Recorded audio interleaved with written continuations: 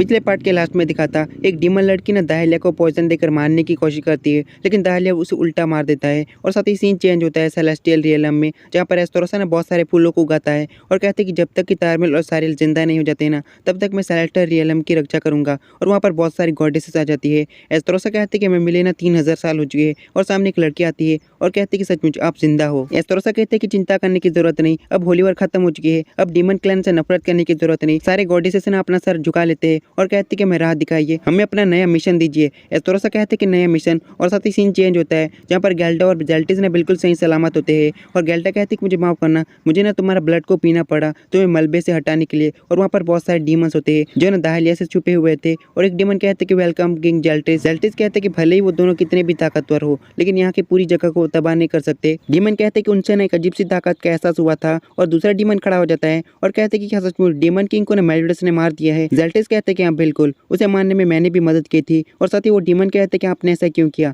आपने demon king क्यों क्यों मार दिया। जेल्टिस कहते हैं कि तुम्हारे बहुत सारे सवाल है, लेकिन हमारे सामने जो मुसीबत खड़ी है ना, हमें उसे हटाना होगा। लेकिन मुझे तुम लोगों की मदद चाहिए एलिजाबेथ और मेलिडस को बचाने के लिए, ताकि ना हम उन दोनों को ना हरा पाए। लेकिन डीमंस कहने लगते कि हम उस गद्दार मेलिडस को क्यों बचाए। और एक डीमन कहते कि आपका यहाँ पर आने का क्या मकसद है। जेल्टिस कहते कि यहाँ पर ना मैं तुम्हारा किंग बनने के लिए आया हूँ। मेरे पिताजी के लिए ये बस ना लड़ाई का मैदान था। वो ना लोगों को कुछ भी नहीं समझते थे और उन्होंने अपने मोहरे की तरह इस्तेमाल करते थे। और साथ ही ना उसने मेरी बॉडी को भी कंट्रोल कर लिया था और एलिजाबेथ और मेलिडस ने मेरी मदद की थी। अब फैसला ना तुम लोगों के हाथ में है। मेलिडस और एलिजाबेथ ने एक जगह पर बंद होते हैं और मेलिडस को ना चीख आती है। मेलिडस कहते हैं मुझे पक्का पता है एलिजाबेथ तुम्हारा बाप ने मुझे गालियां दे रहा होगा, लेकिन पता नहीं ये जगह कौन सी है और यहाँ पर कोई दीवार भी नहीं है जिसे हम तोड़कर ना बाहर निकल सके। काश जेल्टिस और गेल्डा ना ठीक हो और हमें बचाने के लिए आए। एलिजाबेथ कहती है कि मुझे पक्का पता है और मुझे पूरा यकीन है कि दाहिलिया को ना होली वॉर में कोई भी दिलचस्पी नहीं थी। इस स्टिग्मा को ज्वाइन करने के बाद से ना वो गायब हो गया। क्राफ्टमैन ना इटर्नल डार्कनेस को बना रहा था ताकि ना होली वॉर खत्म हो सके। मेलिडस कहते कि ये तो काफी ज्यादा अजीब बात है। वो अचानक से ना दोनों काफी ज्यादा ताकतवर हो गए।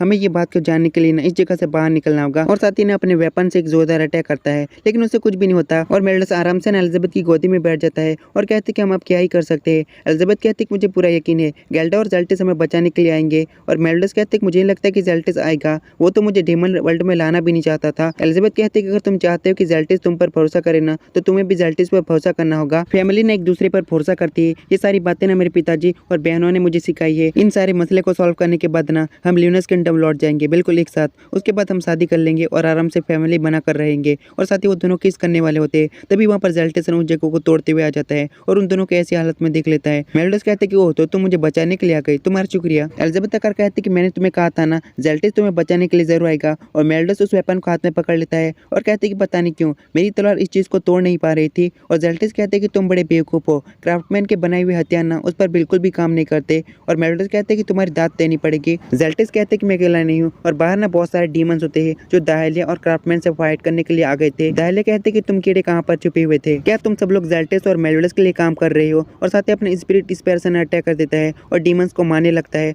और कहता है कि अब डीमन वर्ल्ड के हम दोनों ही किंग है। और क्राफ्टमैन पर एक डीमन अटैक करता है। क्राफ्टमैन को ना उसका वेपन बचा लेता है, एक शील्ड बचा लेती है। और क्राफ्टमैन कहता है कि शील्ड ना अपने मालिक को प्रोटेक्ट करती है। क्राफ्टमैन का एक और वेपन आ जाता है और क्राफ्टमैन कहता है कि ये ना अपने दुश्मन का सर काट देता है। डीमंस कहते हैं कि हमारा सिर्फ एक किंग है, तुम दोनों हमारे किंग नहीं हो। और दाहिलिया कहते हैं कि डीमन किंग तो मर चुका है, क्या तुम अब भी उसे डीमन किंग मानते हो। साथ ही क्राफ्टमैन और दाहिलिया ने अटैक कर देते हैं, लेकिन सामने ना जेल्टिस आता है और अटैक को ब्लॉक करता है और मेलिडस भी आ जाता है। मेलिडस बस अपनी 2 उंगलियों से ना क्राफ्टमैन के वेपन को तोड़ देता है। और साथ ही मेलिडस और जेल्टिस ना अपनी रियल डेमोनिक पावर को एक्टिवेट करते हैं और उन दोनों से फाइट करने के लिए आगे बढ़ जाते हैं। और जेल्टिस एक जोरदार पंच मारता है और क्राफ्टमैन अपने तोते के साथ ना दूर जाके गिरता है। और जेल्टिस कहते हैं कि शील्ड कहाँ से आ गई। क्राफ्टमैन कहते हैं कि अब बहुत कुछ आएगा और क्राफ्टमैन का वेपन आता है जेल्टिस पर अटैक करने के लिए, लेकिन जेल्टिस की पावर से ना वो फाइट करने लगता है। जेल्टिस को कुछ भी नहीं होता। दाहिलिया ने पूरे जोश में था और एक जोरदार पंच मारता है, लेकिन मेलिडस ने सिर्फ अपने एक हाथ से ना उसे रोक लिया था। दाहिलिया कहता है कि लाजवाब, अब फाइट में मजा आएगा। और साथ ही बहुत सारे पंचेस मारने लगता है। बहुत सारे डीमंस ने घायल थे, लेकिन एलिजाबेथ आकर सबको हील कर देती है और कहती है कि मैं दुश्मन मत समझना। गेल्डा कहती है कि तुम लोगों को चिंता करने की जरूरत नहीं,